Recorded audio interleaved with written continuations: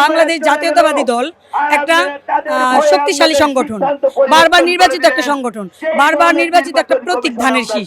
সেই এতগুলা সংগঠনের এতগুলা প্রতীক থাকতে আপনারা ধরে নেন বিএনপি, আওয়ামী লীগ এবং জামাত যেগুলো আছে শক্তিশালী সংগঠনের মধ্যে কিন্তু বিএনপি একটা সংগঠন।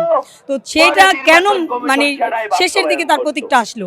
এবং আরেকটা বিষয় যদি লক্ষ্য করেন, সেই প্রতীকটা যদি ব্যালটটা ভাঙা হয় দেখবেন ধানের শীষটা ভেঙে যায়। তো ধানের শীষটাই কেন ভেঙে যাচ্ছে? এটা যে একটা পক্ষপাতিত্ব বা কোনো দলের একটা চক্রান্ত বা নির্বাচন কমিশনের যারা প্রধান আছেন বা তাদের একটা পক্ষপাতিত্ব, এটা কিন্তু সাধারণ বোঝা যায়, সাধারণ জনগণ এটা বুঝতেছেন। কিন্তু এটা কেন হচ্ছে সেটার জবাব দিতে আমরাই চাচ্ছি, কারণ আমরা তো এটার উপর অবগত না।